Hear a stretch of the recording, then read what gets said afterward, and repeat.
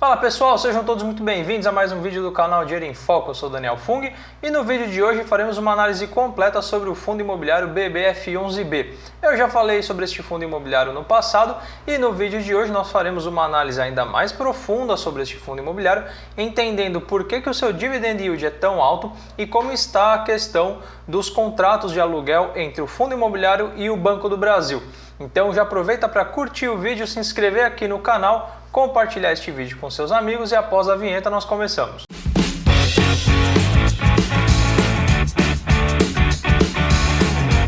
Então vamos começar a apresentação do vídeo de hoje, lembrando que todo o conteúdo deste vídeo está na descrição que te leva para o meu blog danielfung.com. Primeiro vamos conhecer o BBF11B, que é o Fundo Imobiliário Banco do Brasil Progressivo. É um fundo imobiliário do tipo tijolo e ele é administrado e gerido pelo BTG Pactual. Antigamente, quem administrava era a Caixa Econômica Federal, e aí, conforme foi passando o tempo, o BTG assumiu a gestão do BBF11B. O fundo foi constituído em dezembro de 2004, então está aí um dos fundos imobiliários mais antigos listados atualmente na Bolsa de Valores, e ele possui quase 7.400 cotistas, emitiu 130 mil cotas, com valor patrimonial de 411 milhões de reais. E até o momento fez apenas uma única emissão, que foi logo na constituição do fundo. De lá para cá o fundo não emitiu mais cotas, o que também não é muito comum no cenário atual do mercado de fundos imobiliários. A sua cota patrimonial é de R$ 3.163,31 e a sua ABL, área bruta locável, é de 86.311 metros quadrados. Então é um fundo aí com bastante espaço, bastante área bruta locável. Vamos analisar um pouquinho a cotação do BBF11B. Ela variou bastante, principalmente nos últimos 3-4 meses, quando começou o imbróglio com o Banco do Brasil sobre os contratos de locação, que nós vamos ver mais adiante aqui neste vídeo. Mas atualmente o BBF11B está cotado a R$ 2.278,90 por cota. Se considerarmos os últimos 12 meses, é uma queda de 5,08% no valor da cota. E o seu PVP é de 0,85. Então, para quem gosta de analisar esse indicador, significa que o mercado está pagando um valor da cota abaixo do valor patrimonial. Significa que está barato ou não? Isso é o que nós vamos ver ao longo deste vídeo. Vocês tirarão as suas próprias conclusões, porque há um risco muito grande envolvendo este fundo imobiliário, que é o que nós vamos analisar. O portfólio, que é aqui já onde nós vamos entrar em toda essa questão que eu falei com o Banco do Brasil. A gestão do fundo ela é uma gestão passiva e a renda é proveniente dos aluguéis recebidos dos seus inquilinos e também da valorização e provável, possível venda desses ativos, que são apenas dois, mas eventualmente o fundo pode vender parte desses, modularizar, os ativos e vender uma parte deles. Até hoje isso não ocorreu, então basicamente o fundo recebe os aluguéis do seu único inquilino, que é o Banco do Brasil. O fundo possui dois imóveis, um localizado no Rio de Janeiro e outro em Brasília, e como eu disse, o único inquilino atualmente é o Banco do Brasil, até pelo nome, foi feito pensando nos imóveis do Banco do Brasil. Então ele possui uma característica que nós chamamos de monoinquilino e multiativos. Então tem mais de um ativo, são dois, então é mais de um, então não é monoativo, é multiativos, porém com um único inquilino, que no caso é o Banco do Brasil. Se você quer saber a diferença de fundos monoativos, multiativos, eu já gravei um vídeo inclusive comentando sobre o BBF11B, vou deixar ali aqui no card passando para que você assista, e eu explico qual é a diferença, principalmente do BBF11B para o XPCM e para o FAMB11B também, que é um outro fundo com características muito parecidas. Explico quais são os riscos desses tipos de fundos imobiliários, vale a pena dar uma olhada neste vídeo. E aqui eu coloquei na minha postagem do blog as fotos dos imóveis onde estão locados os ativos do BBF11B. Então aqui nós temos o imóvel do CARG, que é o Centro Administrativo do Rio de Janeiro, e aqui nós temos o edifício sede. Aqui vocês reparem que há dois edifícios, o sede 1, que é o da direita, que faz parte do BBF11B, e o sede 3, este não faz parte do portfólio do fundo imobiliário. Esses imóveis estão localizados em Brasília. E aí a vacância, que é o primeiro ponto de exclamação que precisa... É o segundo, aliás. O primeiro é o fato dele ser um monoinquilino. Isso já traz um risco ao fundo imobiliário.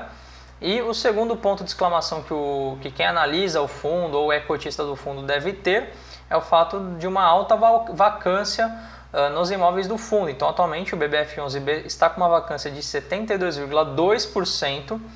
É muita coisa quando nós analisamos a média do mercado. Então, isso significa que apenas 27,8% do portfólio do fundo gera renda para ele.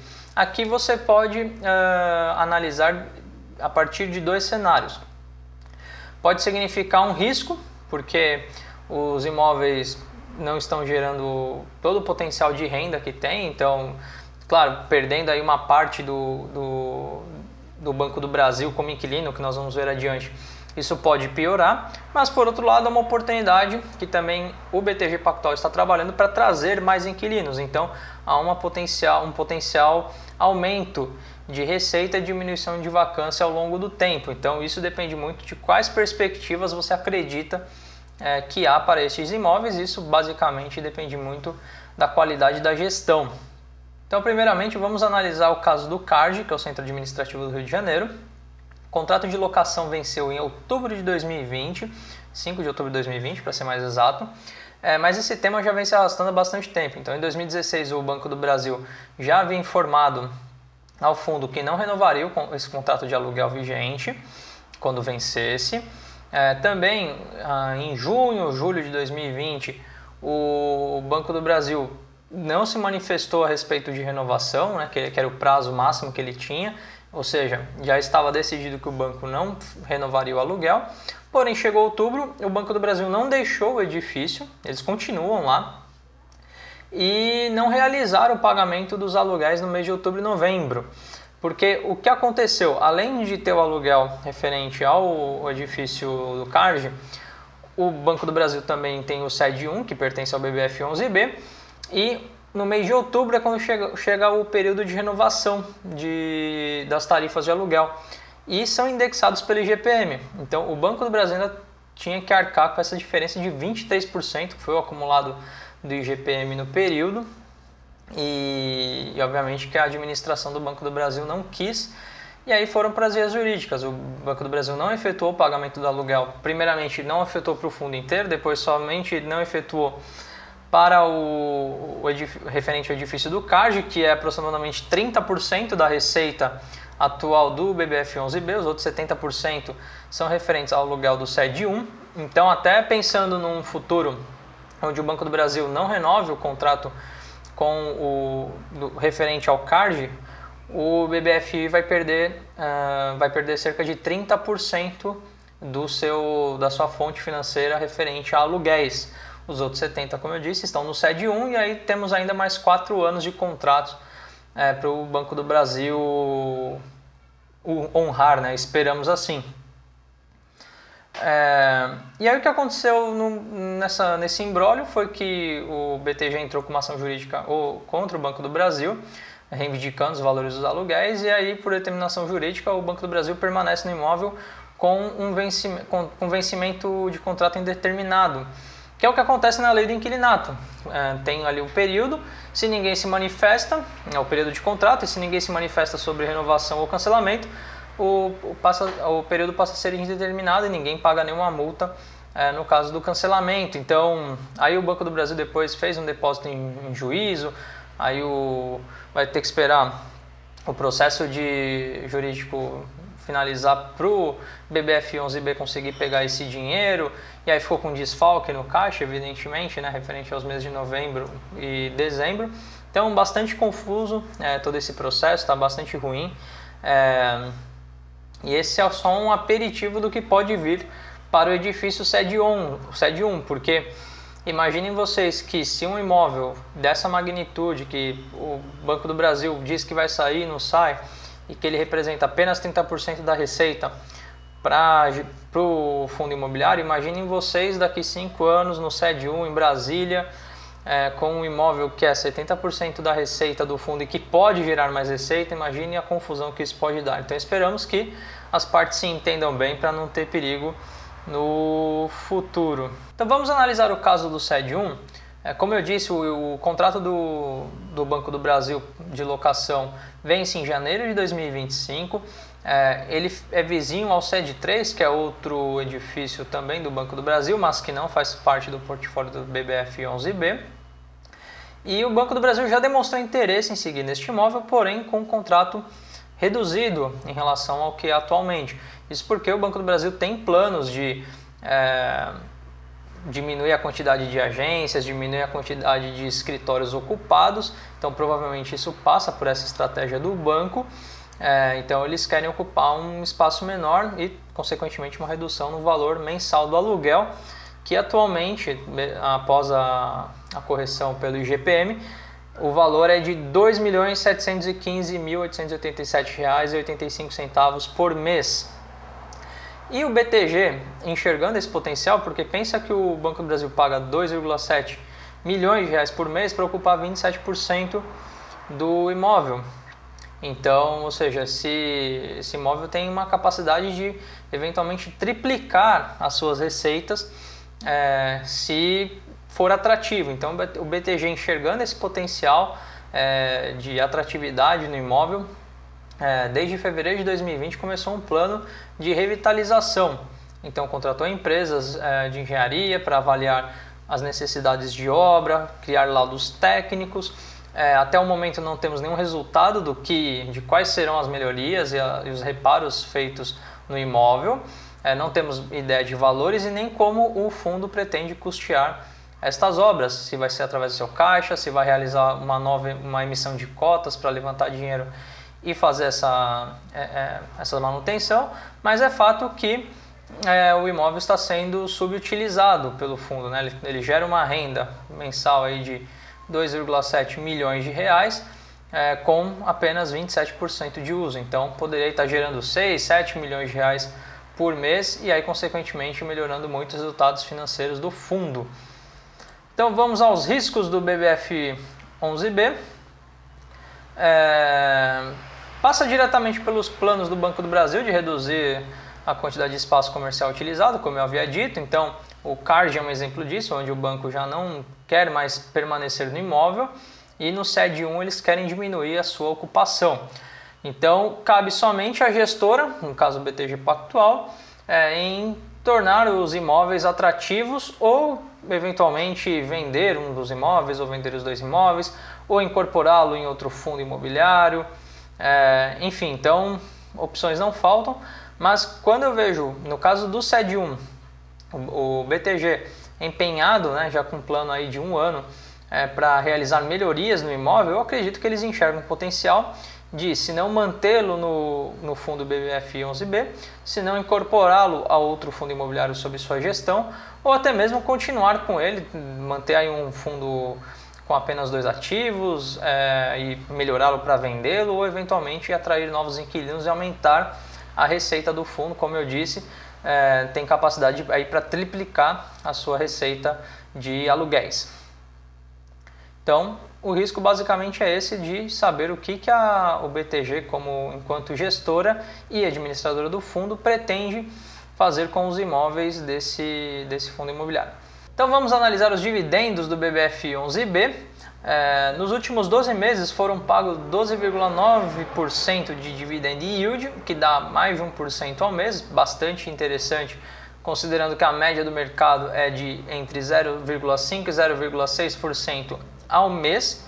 E o valor médio nos últimos 12 meses foi de R$ 24,47 por cota distribuídos. No mês de outubro, né, de 2020, houve um fato relevante onde o fundo notificou os seus cotistas ao mercado que o Banco do Brasil não havia pago na integralidade o valor do aluguel. E isso impactou o fundo na distribuição de rendimentos. E como nós podemos ver no gráfico que eu coloquei aqui, percebam que foi caindo, né, o dividend yield do fundo mês a mês por conta desses eventos jurídicos e de não pagamento por conta do Banco do Brasil.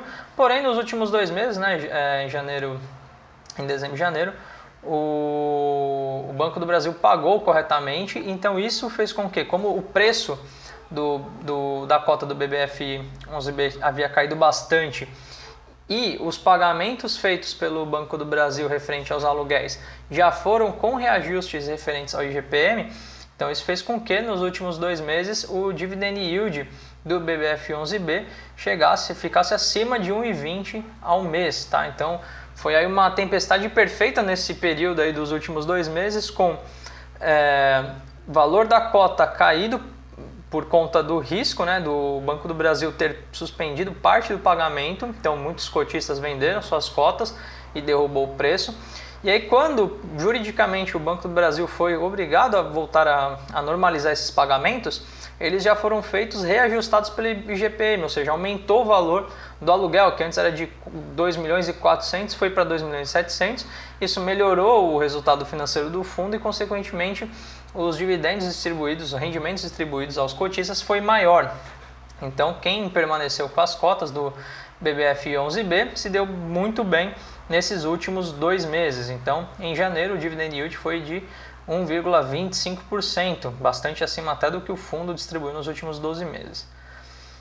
E respondendo à pergunta deste vídeo, se vale a pena ou não investir em BBF11B, eu nunca dou um veredito, porque eu não posso recomendar nenhuma compra ou venda de nenhum ativo, mas eu trago as vantagens e desvantagens e aí deixo para você tomar ciência e saber se vale a pena ou não. Antes de continuar, eu peço mais uma vez a sua inscrição aqui no canal, também peço seu like no vídeo e comente aqui abaixo o que você espera para o BBF11B, se você já investe nele ou não, eu quero saber, assim eu posso fazer novos vídeos no futuro sobre este fundo imobiliário.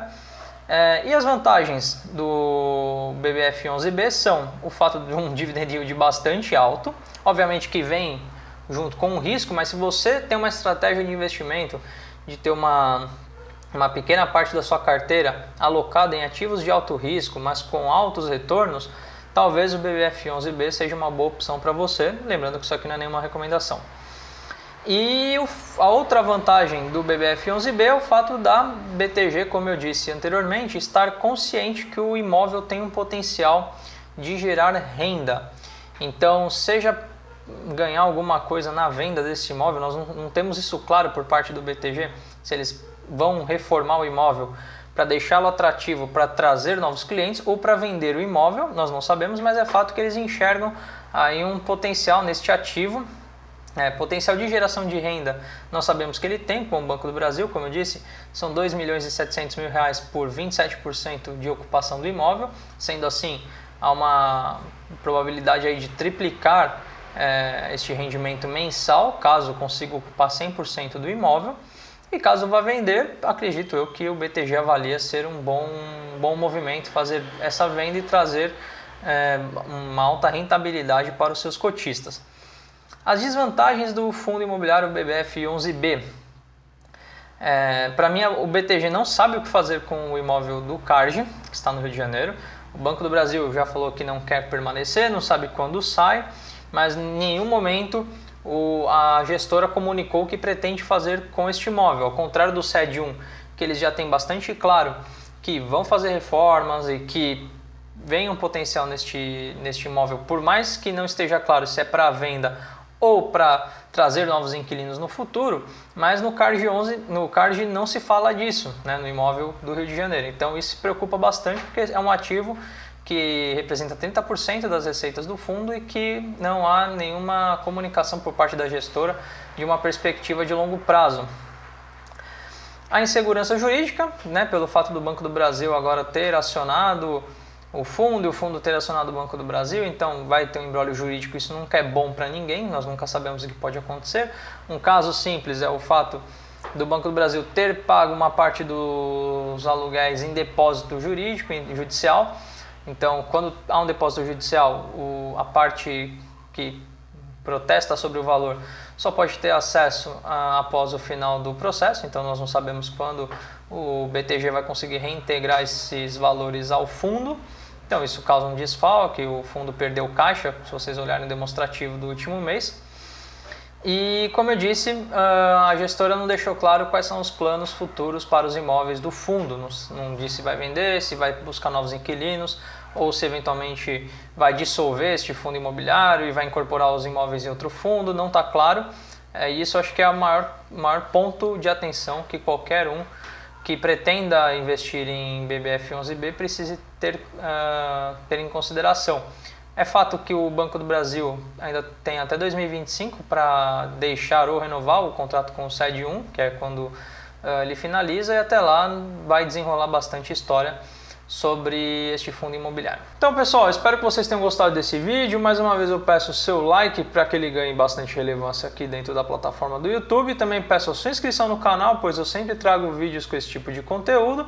E comente aqui abaixo o que você espera para o BBF11B. Se você tem algum amigo que pretende investir neste fundo imobiliário ou investe em fundos imobiliários, compartilhe este vídeo e assim você leva essa mensagem para mais pessoas. Por este vídeo é isso. Tchau, tchau!